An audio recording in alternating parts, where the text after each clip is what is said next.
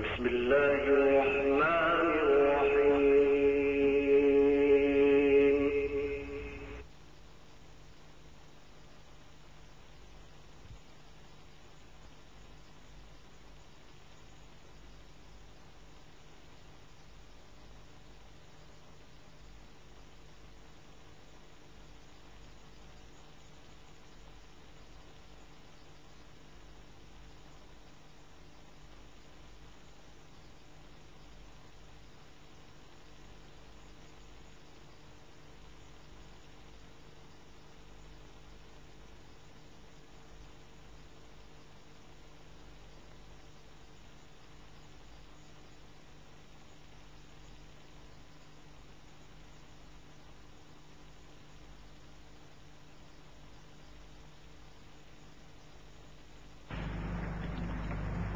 Now we would be having the question and answer session.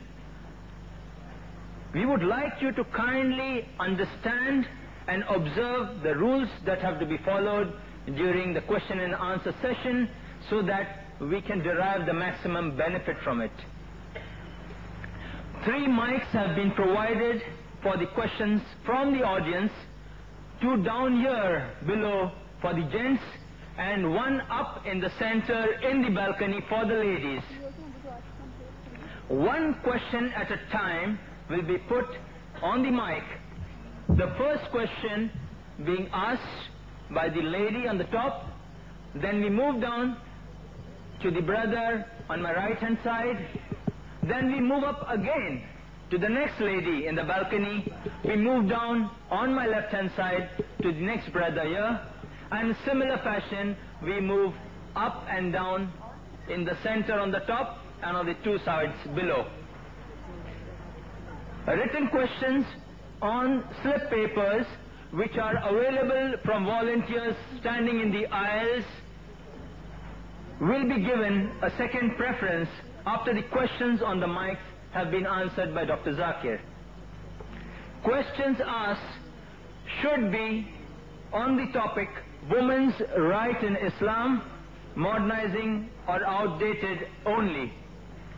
Kindly state your question briefly and to the point, preferably in 1 to 3 sentences. This is a question and answer session, not a lecture or a debate session. Only 1 question at a time may be asked. If time permits us, we may allow you a second chance after the others have completed their chance. In the interest of having a less time wasting, a more educative and an interesting question and answer session, our decision to allow or disallow irrelevant questions or time wasting questions will be final. In the interest of eliciting a proper and clear answer from our speaker, kindly state your name and designation before putting forward your question. Your name and designation before you put forward your question so that we can give you a more appropriate answer. Thank you. We start our question and answer session. Dr. Zakir Naik ready at his mic, the questioners ready at theirs. May we have the first question from the ladies in the balcony. Assalamu alaikum. My name is Sabah and I am a student. I would like to ask you a question, Ms. Zakir Bhai. A man will have hoor, that is beautiful maidens, when he enters paradise. What will a woman get when she enters paradise?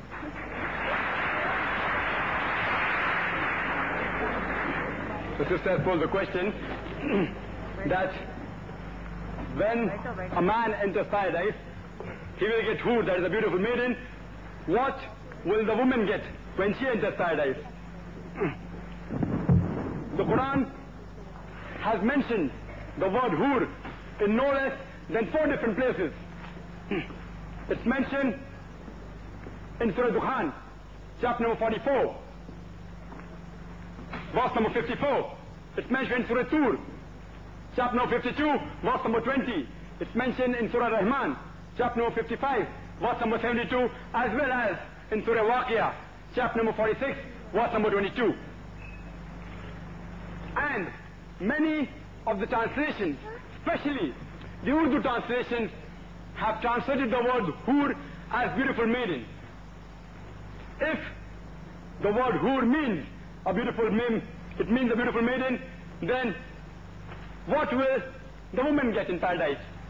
Actually, the word hur is a plural for hawar, which is applicable to the man, and hawar, which is applicable to the woman, and it signifies the characteristic of hawar, which means big, white, beautiful eye, and describes especially the whiteness of the eye. The similar thing is mentioned al-azwaj al-mutahharin, many places in the Qur'an, in Surah Baqarah, chapter number 2, verse number 25, and Surah Nisa, chapter number 4, verse number 57, it says azwaj al-mutahharatun, which means companions, pairs. So the word hur is rightly translated by Muhammad Asad as spouse, and also by Abdullah Yusuf Ali as companion. So hur actually means a companion or a spouse. It has no gender. For the man, he will get a good lady with big beautiful eyes, and for a woman, she'll get a good man with big beautiful eyes. I hope that answers the question. The brother on my right hand side, please. Assalamu alaikum. Sultan Qazi, I'm in service. I would like to pose a certain question to Dr. Zakir Naik. For evidence given, to prove evidence, why are there two female witnesses against one male witness? The brother asked a very important question, that why are two women witnesses equal to one witness in Islam? Two women witnesses are not equal to one woman witness. Two women witnesses are not equal to one man's witnesses in all the cases. Only in certain cases. There are at least 5 verses in the Qur'an which speak about the witnesses without specifying male or female. In one place, there is an indication in which two women witnesses is equal to one witness of man, and that's in Surah Baqarah, chapter number 2, verse number 282, which happens to be the longest verse of the Qur'an. It says that when you involve in financial transactions in which future obligations are there, reduce them in writing and take 2 witnesses among the men. If you can't find 2 men witnesses, take 1 man and 2 women, so that if one of them gets confused, the other will remind her. This verse of the Qur'an, Surah Baqarah, chapter number 2, verse number 282, only deals with financial aspects. Only in financial aspects it is said that take 2 men as witnesses, preferable. Only if you can't find 2 men as witnesses, take 1 man and 2 women. Let me give you an example for a better understanding. Suppose a person wants to undergo a surgery. He wants to undergo an operation. But naturally, he would prefer taking the advice of 2 qualified surgeons. If he cannot find 2 qualified surgeons, he would take the advice of 1 qualified surgeon at least, backed with 2 normal general practitioners who have got a normal MBBS degree. Because a surgeon is more qualified in the field of surgery as compared to a plain MBBS doctor. In the same fashion, since the responsibility of the financial aspects has been laid on the shoulders of the man in Islam, he is more well versed in finance as compared to the woman. That's why the best option for witnesses in financial transactions is 2 men. If you can't find 2 men, then 1 man and 2 women. Again, if you read in Surah Maida, chapter number 5, verse number 106, it says that when anyone writes a will of inheritance, take 2 men as witnesses. Again, dealing with financial transactions, men are preferred. Some of the jurists say that even while giving witnesses, in cases of murder, the feminine nature may obstruct her and she may get scared in cases of murder. That's why even in cases of murders, 2 women witnesses are equal to 1 witness of man. Only under these 2 conditions of finance and cases of murder are 2 women witnesses equal to 1. Some of the scholars say no. Islam says, one place in Surah Baqarah chapter 2, verse number 282, that 2 women equal to 1 man, therefore under all circumstances 2 women is always equal to 1 man. Let's analyze. As I said, let's analyze the Qur'an as a whole. If you read the Qur'an in Surah Nur, chapter number 24, verse number 6, it states that if any of you put a charge against your spouse, and if they have no evidence, their solitary evidence is sufficient. Means if a husband wants to put a charge against the wife, or the wife has to put a charge against the husband, if they have got no witnesses, their solitary evidence is sufficient. This verse clearly indicates that 1 woman witness is equal to 1 witness of man. There are several cases which the jurists agree that even in cases of sighting of moon, 1 woman witness is sufficient. Some jurists say that in the beginning of Ramadan, 1 witness is required. At the end of Ramadan, 2 witnesses are required. It does not make a difference whether they are man or woman. There are certain cases in which man's witness cannot be accepted. Only woman's witness is accepted. All are waiting for the answer, I believe. Suppose you want to give a witness for the burial bath of a woman. After a woman dies, the witness for a burial bath can only be given by a woman. And only in extreme cases, when you can't find women, then can the husband give the witness. So here, the woman witness is preferable. Hope that clarifies the doubt, brother. Those who are interested in writing question on the slips, you may kindly raise your hands so that we have assistants standing around.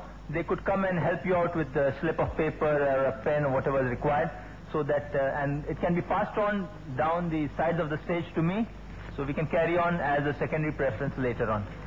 May we have the next question from the sister on the top, please?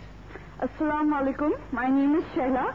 I would like to ask, why is polygamy permitted in Islam, and that is why is a man allowed to marry more than 1 wife? Sister asked the question that why is polygamy permitted in Islam? That is, why is a man allowed to marry more than 1 wife in Islam? The polygamy actually means that a person who has more than 1 spouse is divided into 2 categories. Polygyny, in which a man has more than 1 wife, and polyandry, in which a woman has got more than 1 husband.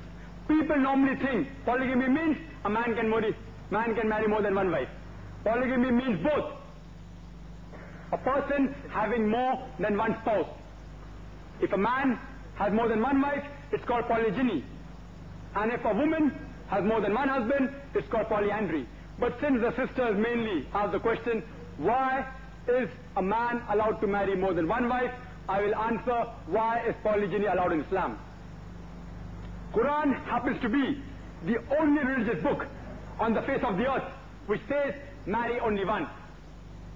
There is no religious book on the face of the earth which says marry only once. You read the Gita, you read the Veda, you read the Ramayana, you read the Mahabharata, you read the Bible.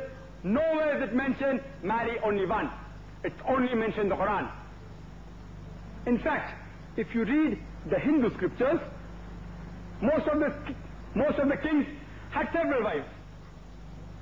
King Dashrath had more than 1 wife. Lord Krishna had several wives.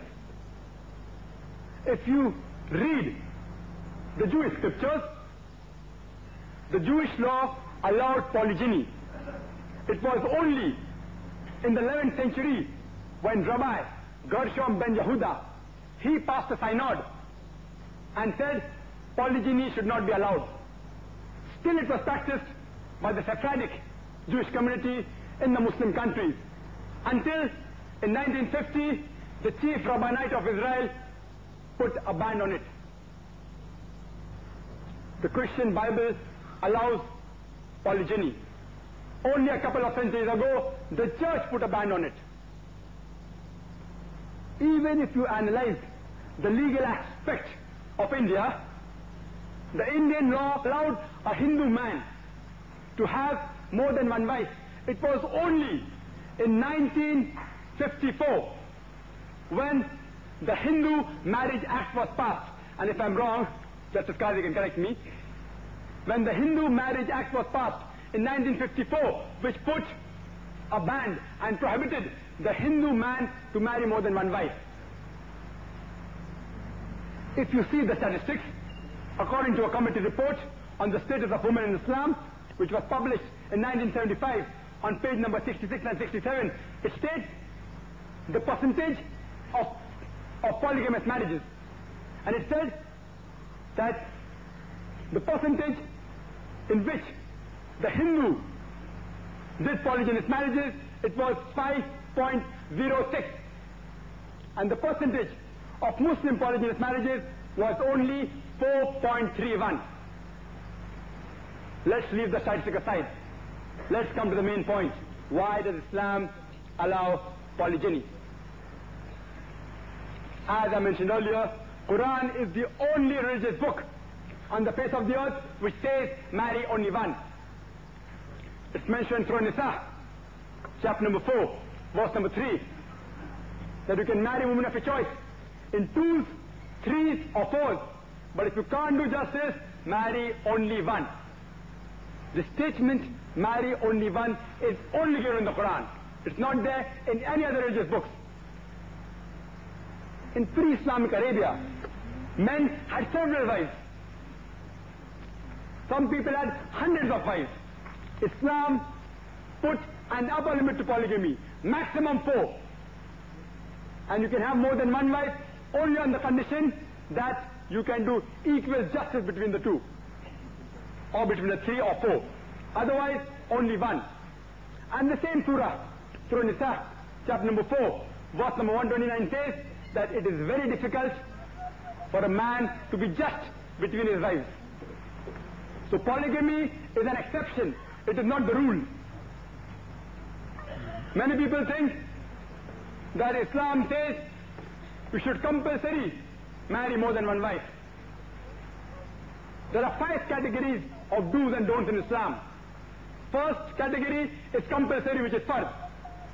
The second category is recommended or encouraged. The third category is the permissible category. The fourth category is the discouraged category. And the last is prohibited or forbidden. Polygyny falls in the middle category of permissible. There is no statement in any hadith on the Quran which says that if a man marries more than one wife, he is a better Muslim than a person who marries only one wife.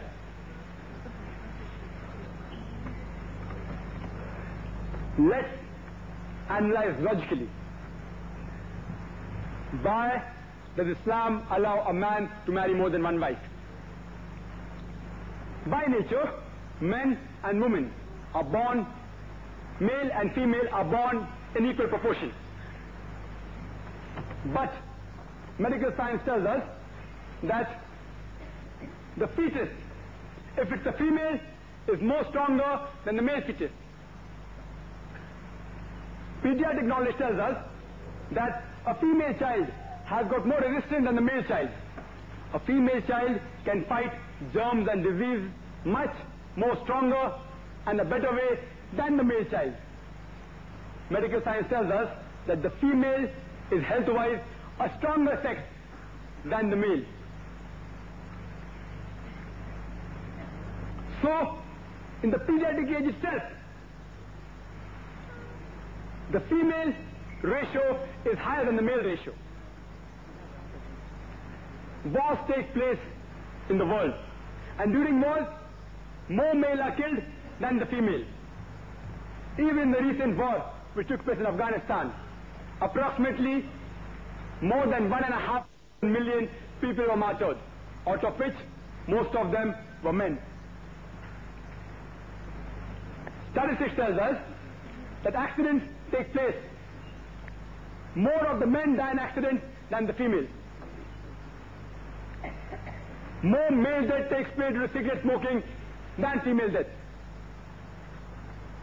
Therefore, you have more female in the world as compared to the male. India is one of the countries, besides a few of the Asian countries and Africa, in which the female population is more than the male population. And the reason I've given you, because more than 1 million fetuses are, female fetuses are being aborted every year.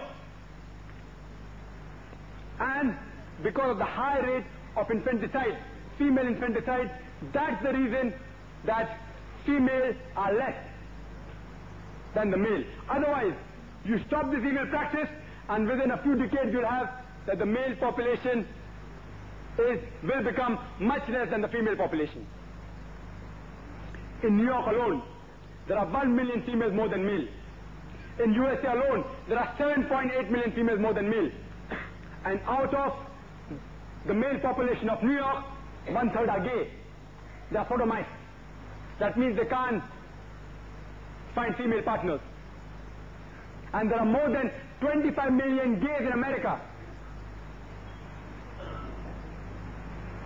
In Britain alone, there are more than 4 million females more than male. In Germany alone, there are 5 million females more than male. In Russia alone, there are 7 million females more than male. And God knows how many million females are there more than the male in this whole world. If suppose my sister happens to live in America, and suppose the market is saturated, every man has found a female partner for himself. Still, there will be more than 30 million females in U.S.A. alone who will not be able to find husbands. And suppose my sister who is living in America happens to be among the unfortunate ladies who has not found a partner yet. The only option remaining for her is that she either marries a husband, she marries a man who already has a wife, or she becomes public property. There is no third option. And believe me, I posed this question to hundreds of non-Muslims, and everyone opted for the first. No one so far has opted for the second. But there are some people who are smart and who said that I would prefer my sister remaining a virgin. Believe me, medical science tells us that a man or a woman cannot remain a virgin throughout her life. She cannot remain a virgin throughout her life without indulging in illicit sex or sexual perversions, because daily sex hormones are being liberated in the body. And those great men who claim to have renounced the world, for example, the sages and the sons who go to mountains and Himalayas, behind them you find the Devdas is going. For what?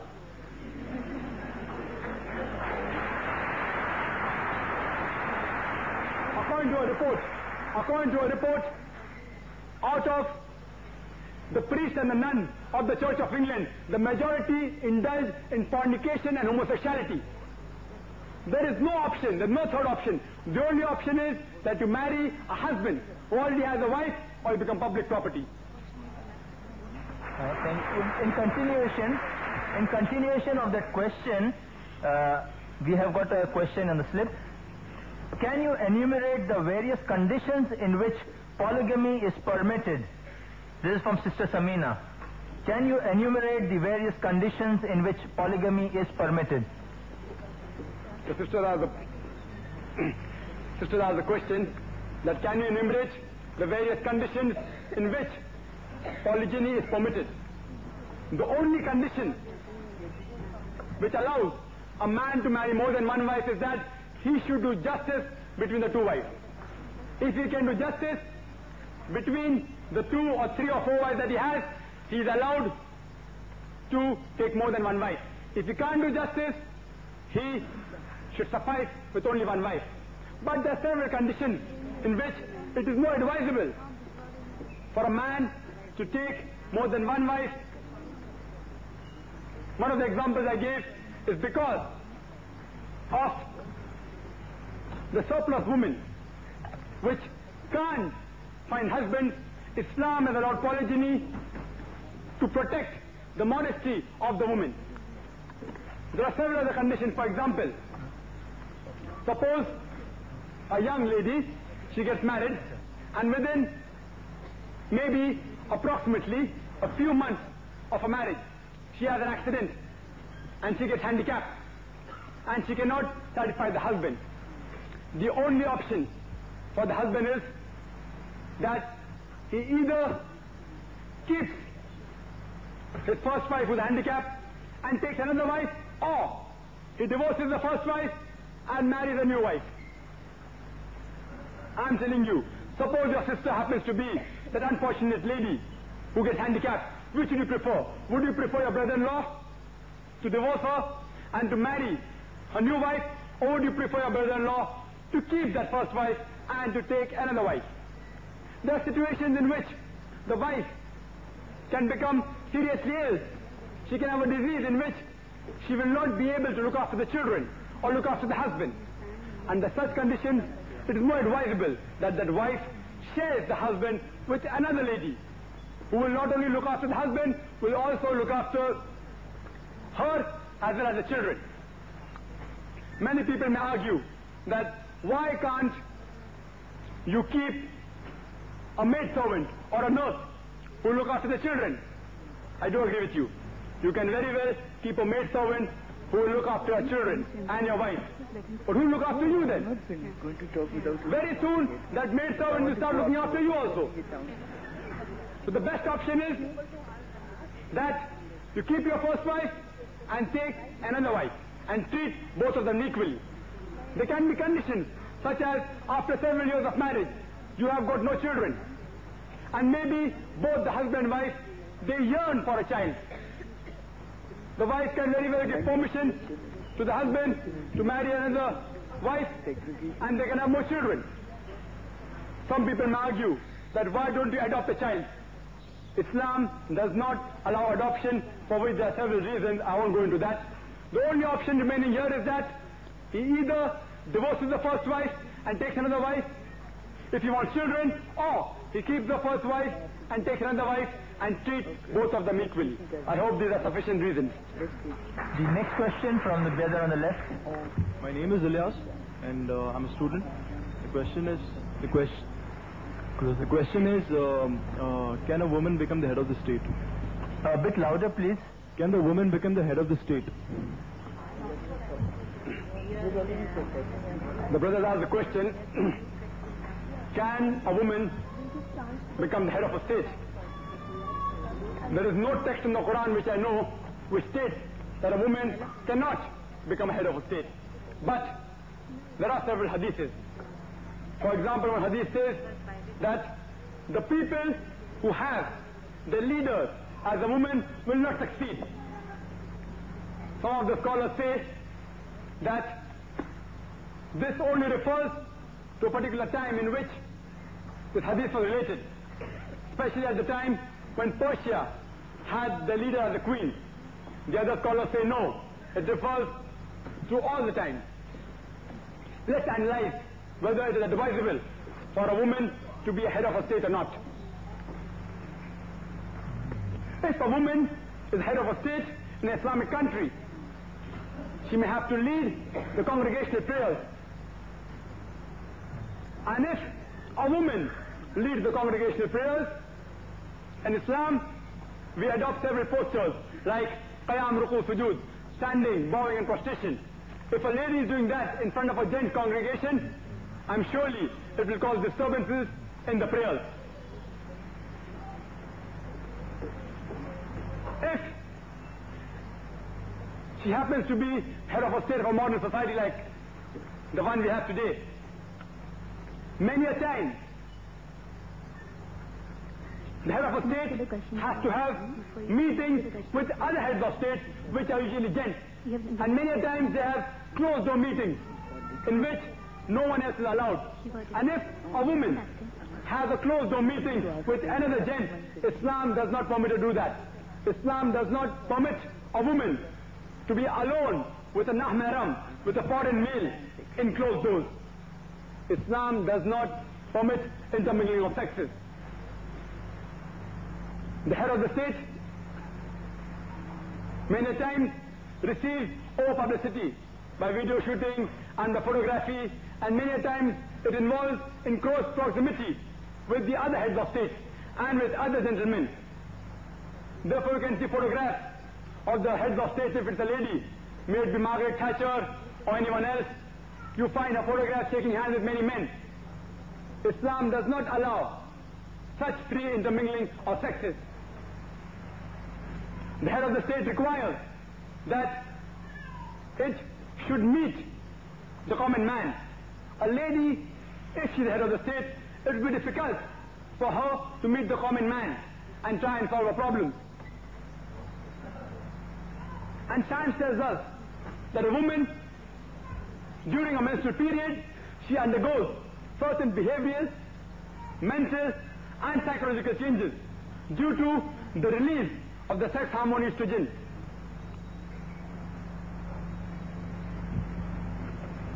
And these changes will surely disturb her in making decisions if she's the head of the state. Science also tells us that the women have more verbal and vocal skill as compared to the man. And a man has got more spatial ability. Spatial ability means the ability to imagine things, to imagine the future, to imagine a future project.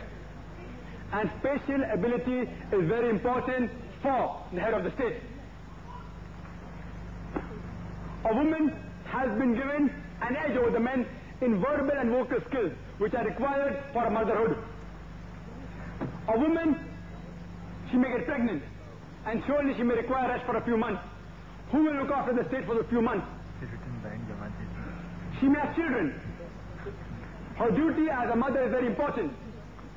And it is more practicable for a man who can do both the duties of a father as well as head of a state as compared to a woman if she has to do the duty of a mother as well as head of state. So I am more inclined to those scholars who say that women should not be made the head of state. But that does not mean that a woman cannot take part in making decisions. As I mentioned in my speech, they have a right to vote, they have a right to take part in lawmaking. During the Treaty of Hudaybiyah,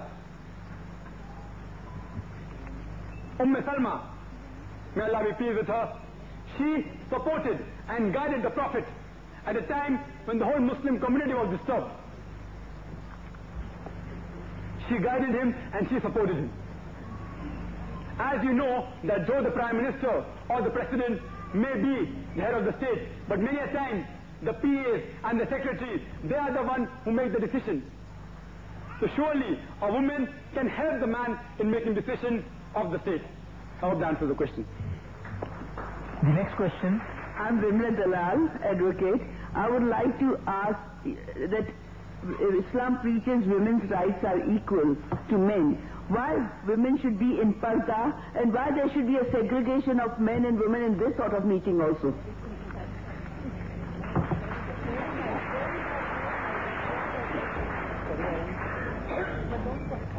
Sister asked a very good question, that when Islam believes in women's rights, that men and women should be equal, then why does Islam believe in parda, and why should there be segregation of sexes like the one we are having just now? As I mentioned earlier, Islam does not believe in intermingling of the sexes. Why Islam specifies parda, I will answer in a short time, and I'd like to thank the sister because I did not have time to speak on the hijab of the woman. If you read the Qur'an, before the mentioning of the hijab for the woman, the Qur'an mentions the hijab for the man. It's mentioned through Nur, chapter number 24, verse number 30. It says, say to the believing man that he should lower his gaze and guard his modesty. The next verse, Surah Nur, chapter 24, verse number 31 says, say to the believing woman that she should lower her gaze and guard her modesty and display not the beauty except what is that necessary of. and to draw a head covering over a bosom, except in front of her father, her son, her husband, and a big list of mahram, the close relatives who she cannot marry is given, and butt snatchers in front of the chaste woman. Besides these, she should maintain the hijab. The criteria for hijab in Islam can be found in the Qur'an and the Hadith. There are 6 criteria. First is extent, which is the only difference between the man and the woman. For the man, he has to be covered from the navel to the knee. For the woman, her complete body should be covered. The only part that can be seen, not should be seen, is the face and the hand up to the wrist. If she wishes to cover them, she's most welcome, but not compulsory that she should cover it. Otherwise, the full body should be covered. The only part that can be seen, not should be seen, is the face and the wrist, the hand up to the wrist. This is the only criteria which differs between the man and the woman. The second criteria is that the clothes she wears should not be so tight that it reveals the figure. The clothes she wears, third point, it should not be so transparent so that you can see through. And the fourth point, she should not wear glamorous clothes, or he should not wear glamorous clothes which attracts the opposite sex. The fifth point is that a person should not wear clothes which resemble that of the opposite sex. Like you find men wearing earrings. If you wear one earring, it signifies something else. If you wear 2 earrings, it signifies something else. It's prohibited in Islam. And the last criteria is, you should not wear clothes which that resemble of an unbeliever. These are the 6 basic criteria of hijab in Islam. Now coming to the question, why does Islam believe in parda, and why are there segregation of sexes? Let's analyze the society in which there is parda and society in which there is no parda. The maximum number of crime that takes place in any country is in America. According to a report by the FBI, in 1990, in the year 1990, 1,255 women were raped. These are only the reported cases. And the report says only 16% of the cases were reported. If you want the exact figure, multiply 1,02,555 with 6.25 and you get the answer. More than 6,40,000 ladies were raped in America only in 1990. And if you divide this by the number of days, divide by 365, you get a figure of 1,756 women are raped every day in America in the year 1990. And the report says every day 1,900 ladies are raped. Maybe it's the report of 1991. The American got more bold. And the last report, which came in autumn 1993, said every 1.3 minutes, one woman is raped. You know why? America has given the woman more rights, and more women are being raped. Only 10 were arrested. 16% are reported, only 10% are arrested. Means only 1.6% of the cases are arrested.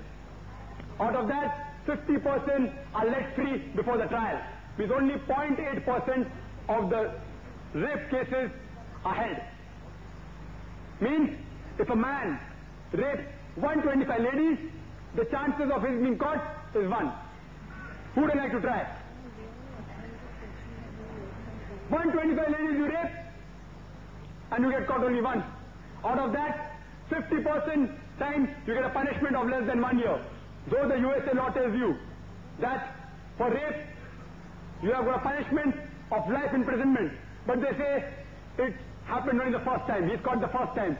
Let him give him a chance. And a punishment of less than 1 year. Even in India, according to the National Crime Bureau report, which had come in the papers in the 1st of December 1992, it said that every 54 minutes, one case of rape is reported in India. Reported, no? Every 26 minutes, one case of molestation. Every 1 hour 43 minutes, one case of dowry death. If you analyze the total number of cases of rape that are taking in a country, it will be every couple of minutes one case of rape. I am asking a simple question. If you ask every lady to do hijab, will the rape case in U.S.A. remain the same? Will it decrease or will it increase? If you apply the hijab for every lady in India, will the rate of rape decrease? Will it remain the same or will it increase? We should understand Islam as a whole. Even suppose after that, even after a lady does hijab, irrespective of a lady does hijab or not, a man is commanded he should lower his gaze. And if suppose after that, if a man commits rape in Islam, he receives capital punishment. You call it a barbaric law. I have asked this question to several people. Suppose, I have asked this question to many of the gents. Suppose your sister is raped, and if you are made the judge, leave aside what Islam tells you, leave aside what Indian law tells you, leave aside what American law tells you. If you are made the judge, what punishment will you give to the rapist of a sister? And all have said, death sentence. Few went to the extreme of saying, I'll torture him to death. I want to ask you a question. If you apply the Islamic Sharia law in America, will the rape case decrease? Will it remain the same or will it increase? If you apply the Sharia law in India, will the rape case decrease? Will it remain the same or will it increase? So but natural, unless practically, you say you're giving women rights theoretically, but practically you're degrading her to a status of a concubine and a mistress. I'd like to, only on speaking on parda, you can talk for days. Just, I would like to end my answer by giving a small example. Suppose two ladies, two twin sisters, who are equally beautiful, if they are walking down the street, and if round the corner there is a hooligan who's waiting for a catch, who's waiting to tease a girl. Both twin sisters are walking, both are equally beautiful. One is in the hijab, Islamic hijab, one is wearing a mini or a skirt. Which girl will that hooligan tease? Which girl will he tease? But naturally the one in the short of the mini. If a girl is wearing normal shalwar kameez with the hair open, maybe the shalwar kameez tight, and the other girl is wearing Islamic hijab, which girl will he tease? But naturally the girl is not in hijab. So it's practical proof that hijab is been ordained in Islam not to degrade the woman, but to protect her modesty.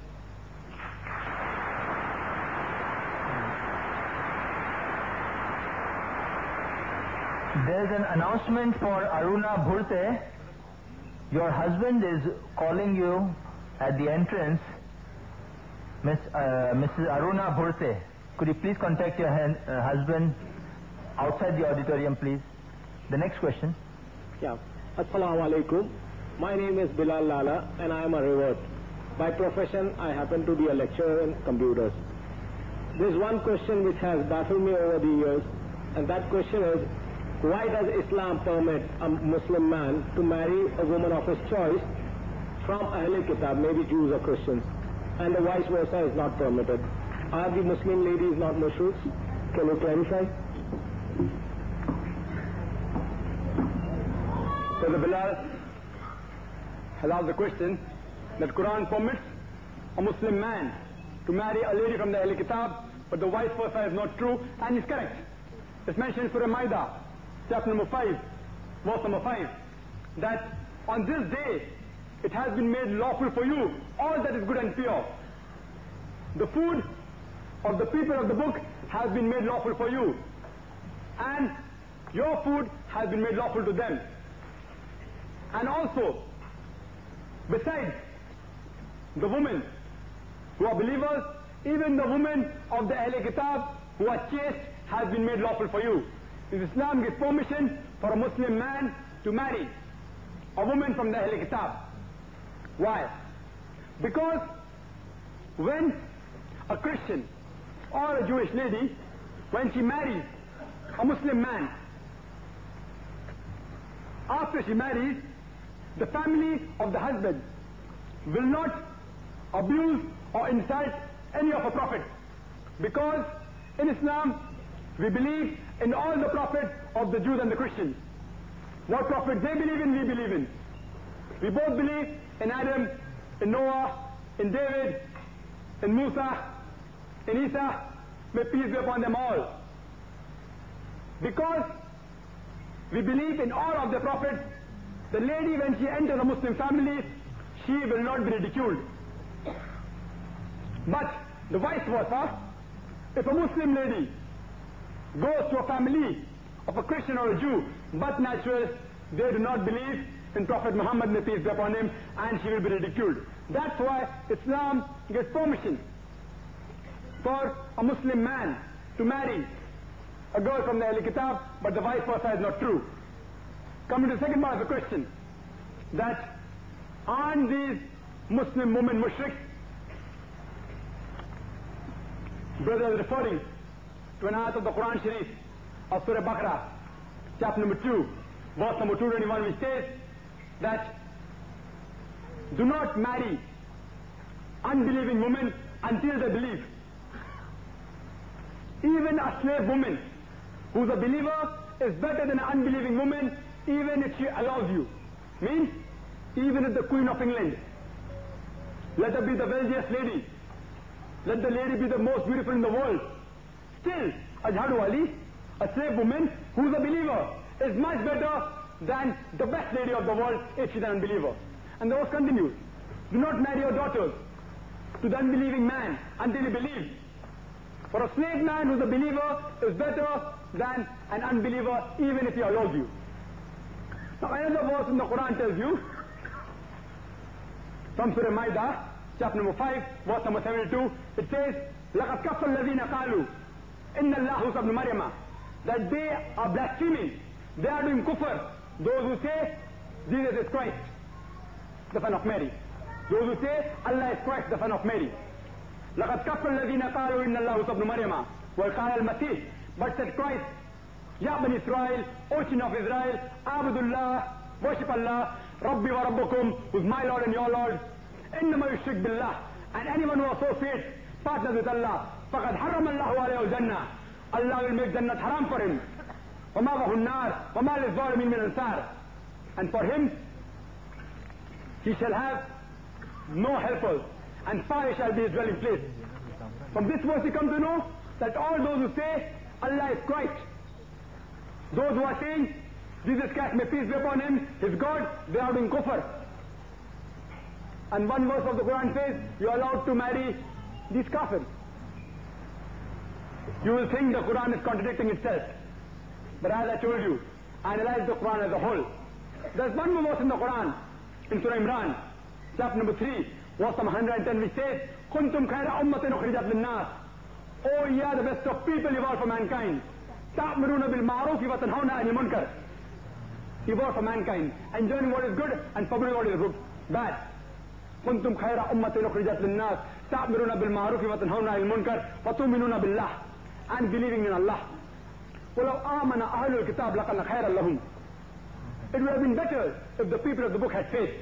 مِنْهُمُ الْمُؤْمِنُونَ وَأَكْثَرُهُمُ الْفَاسِقُونَ, among them there are some who are mu'min. Among the Ahl Kitab there are some who are believers, but the majority are perverted transgressors. So Quran says you are allowed to marry the women from the Ahl Kitab who are believers, who are mu'min, who do not believe that Jesus Christ, may peace be upon him, is God or Son of God, but to believe that Jesus Christ, may peace be upon him, is a messenger of God, and they believe in only one God. Hope that answers the question. The next question, please. सलाम अलैकुम, मैं आकेला फातरपेकर हूँ, government of Maharashtra में under secretary.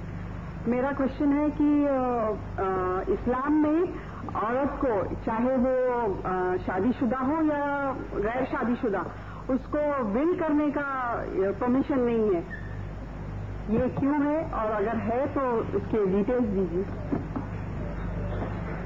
So sir posed the question that why in Islam, whether a woman is married or unmarried, she is not allowed to make a will. It is completely wrong. As I mentioned in my lecture, Islam gave economical rights to women 1300 years before the West.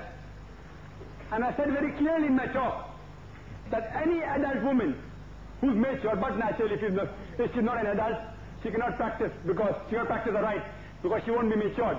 Any adult woman, irrespective whether she's married or unmarried, has the right to own or dispose any of her property without consultation. If she wants, she can take consultation. If she wants, she need not. She has the right to even make a will. Islam does not prohibit her that. I hope that answers the question. Excuse me, sir. We'll allow questions only from the mic, and in turn, please, we have to keep the decorum and the people who have stood for some time. The next question, please. My name is Roshan Rangwala, a businessman. Question is, Dr. Naik, as you said that Islam gives equal right to both ladies and gents, then why man is allowed to keep 4 wives and ladies are kept away from this privilege? As man can think of another woman, at the same time, after marrying one wife, man can think for another woman. Why ladies cannot think for another? The brother asked the question that since Islam allows polygyny, why does not Islam allow polyandry? A man is allowed to marry more than one wife. Why isn't a woman allowed to marry more than one husband? Firstly, you should realize that man is more sexual than the woman. Point number 2, biologically, a man can perform his duty as a husband even after he has more than one wife, which a woman, if she has more than one husband, she will not be able to perform her duties as a wife enough and satisfactorily. Medical science tells us that the lady during a menstrual period undergoes certain behavioral and psychological changes in which she is mentally disturbed, and therefore the majority of the quarrels that take place during the menstrual period. According to a report of the criminal record of the women in U.S.A, most of the ladies that committed the crime was during the menstrual period. Therefore, for a wife, if she has more than one husband, to mentally adjust will be more difficult. Medical science also tells us that if a lady has more than one husband, she has chances of acquiring sexually transmitted diseases as well as venereal diseases, and she can transmit it back to the husband, which is not the case if a husband has more than one wife. And suppose a man who has more than one wife, if he marries and if he has children, the identification of both the parents is possible. The father can be identified as well as the mother can be identified. In the other case, if a wife has more than one husband, you will only identify the mother, not the father. Islam gives utmost importance to identification of the parents.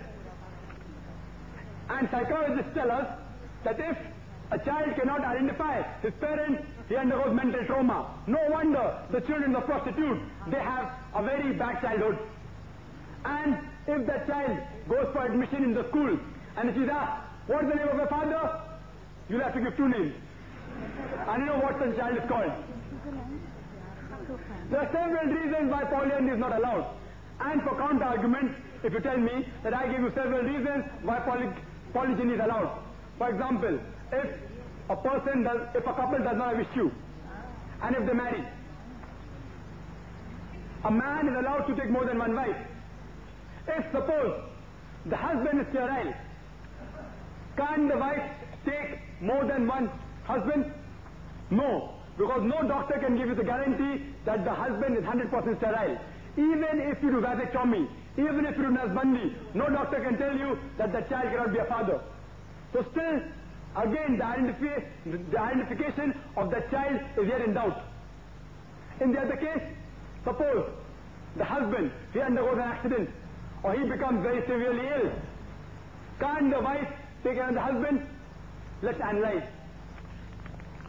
Suppose the husband, if he undergoes an accident or if he's severely ill, he cannot perform his duty very well. Firstly, on the financial aspect, he will not be able to look after the family, the children and the wife, and secondly, he may not be able to satisfy the wife. Regarding the first criteria, where he cannot satisfy the children and the wife, Islam has an option. Islam allows such people to take zakat. Those people who can't make both the ends meet, they can take zakat. And the second aspect, medical science tells us that a wife requires less conditions to be satisfied as compared to a husband. But still, if the wife still wants to, still if she's not satisfied, she has all the reason to take kula from the husband and marry another husband. Here, a wife taking kula is much more preferred, because here when the wife is getting divorced, she is healthy. In the other case, if she's disabled, if she's handicapped, if she is divorced, who will marry her? Hope that answers the question. I'm Shahzadi Hakeem. I would like to ask questions. The first thing is, here you have a subject, women's rights in Islam. There, I think more women should have asked more questions, and it could have been better. Rights and duties of men, that subject would have been better. But the question is, you said in your speech, it was very lucid and nice, that a girl can say no if she doesn't want to marry a particular person. But while speaking in your lecture, you have said that a woman cannot be economically independent in the sense she cannot earn. And can these people, when a girl says no, look after the child, say nicely, she is always going to be under the mercy of the male folk under these circumstances? I would like to know what is the answer. Question here? Excuse me, can you put your question in just 2 or 3, what answer you want? We would request all the questioners that you present your question, the basic background of problems in society. I believe Dr. Zakir would be having an idea about it. You kindly state your question. What is the question? My question is that he said that a girl can say no if she doesn't want to marry a particular person. But the male folk are feeding her, looking after her, she's dependent on them. Can she exist safely after saying no? This is the question that I said in my lecture, that a woman has a right to say no for marriage. But will she be able to safely exist after saying no? You didn't pay attention to my full lecture, sister. In my lecture I said, it's the duty of the man in the family. Before marriage, it's the duty of the father and the brother to look after her lodging, clothing, boarding and financial aspects. And after marriage, it's the duty of the husband and the son to look after financial aspects. So if she says no, yet it continues to be the duty of the father and the brother to look after her. She can very well say no. I don't know what's the problem. The next question, please. I'm Prakash Bulte. First of all, I will thank organizers for calling people of all faiths, and so I am asking another question. For all the religions, whether it is Hinduism, Christian or Islam, in books there are many good things. But for years, after thousands of years, the practices of all the religions have been discriminatory towards women, and no religion is an exception to this. So the question is, what is written in the books, whether it is Bible, Qur'an or Gita or whatever it is, whether that is more important or the practice of the society which is more important. And if practice is more important, then we should give very little importance to what is being written in all such holy books, including Quran, Gita, whatever it is. So on this, I'll expect answer where in practice what could be done instead of saying what is being written in this book or that book. That's how it is. Thank you. The brother asked a very good question. He says that all the scriptures speak about good things, but let's see what people practice. We have to pay more importance to the practice than the theoretical things. And I do agree with him. What we are doing here is that, I have said in my lecture, that many Muslim societies have deviated away from the Qur'an and the Sunnah. What we are doing here is they are calling the people to come closer to the Qur'an and Sunnah. And regarding your first part of the question, that all religious scriptures speak good. So it's useless talking about religious scriptures. I don't agree with you. I have given a lecture on status of women in Islam and other religions. And I've compared the status of women in Islam as compared to Hinduism, to Buddhism, to Christianity, and to Judaism. And there I've compared. And you yourself can be the judge. If you have opportunity to hear that lecture, you can hear that lecture. You yourself can judge which religion gives the maximum rights. Even if you agree theoretically, Islam gives the maximum rights. Now we have to practically follow it. There are people who are following certain aspects. Certain aspects people aren't following it. For example, the Islamic law, where it comes to criminal punishment and civil rights, Saudi government is doing very good, alhamdulillah. Even they are deviating away from the Qur'an in certain aspects. What we have to do is we have to take the practical example of Saudi government as an Islamic law of criminal punishment, and if it's practicable, apply it throughout the world. And check another society which is practicing the Islamic law in the social aspect. And if it's the best, you apply it to the other world. What we have gathered here, brother, is to make you realize this law is the best law. If we are not putting in practice, we are to blame, not the religion. So that's why we have called the people, so that they will understand Qur'an and the Hadith in the right practice. They'll understand Qur'an and the Hadith in the right way and put it into practice. I hope that answers the question. The next question from the top, please.